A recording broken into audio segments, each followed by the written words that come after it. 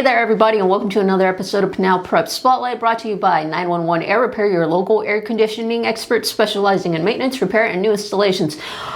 We are inching closer towards our play-in games, which means some games this week are a bit important, which means our game of the week is all about softball. We're talking Maricopa and Vista Grande. They play earlier in the week, but we're talking about the Thursday game where Maricopa will be at Vista Grande. And just look real quickly, looking at this week's AIA power rankings and where these teams start off. Vista Grande is just barely hanging on to the top 24 spot.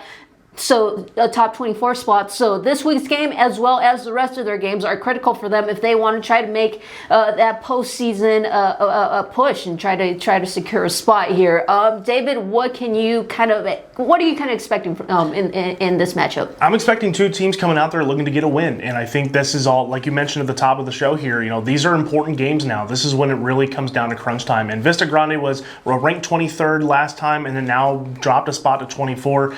Maricopa hanging in there at 29, and you know, if Maricopa can rattle off two quick wins against a higher ranked Vista Grande team, they could jump pretty far here. And for Vista, they could just easily slide back down if they're not focused on this game. So they need to do as much as they can to up that ranking and get as much as a secure spot in the play-in as possible. And Maricopa's on the outside looking in, trying to inch closer to a potential play-in spot. So for me, it's going to be girls like Hannah Whitty, who have done a really solid job for Vista. Only a freshman is leading them in batting average. She's been a really solid contributor for them so far. And then on the Maricopa side, I really like what Sofia Flores is doing. She's had a really decent season so far. She's batting .269, which is a little bit low, but she's there. She's a constant presence on this team and is only a sophomore as well, so she's only going to get better. I think those two girls are going to be key here. And like every other game that we mentioned here, pitching is going to be absolutely crucial. They have to keep batters off the base paths, and they have to limit them from scoring as much as possible.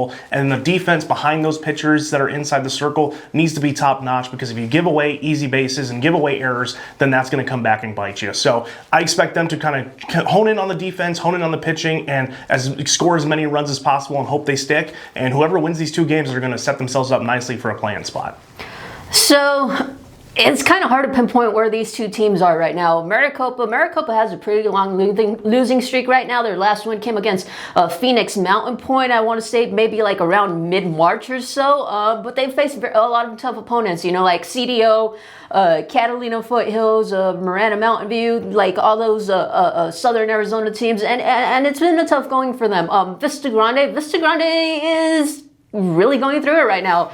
New coaching staff, you know, while they do have all that experience and everything, for a lot of them, this is their first time coaching at the varsity level. And looking at the roster, this roster is different now from when this team started. A couple of players are not on there anymore. There's some new names, so it's just a whole, you know, kind of starting over at square one of just trying to gel together with all these newcomers coming in so late in the season and them trying to make that playoff push. But David mentioned Hannah Whitty. I got to mention that senior leadership in Serenity, McCullough.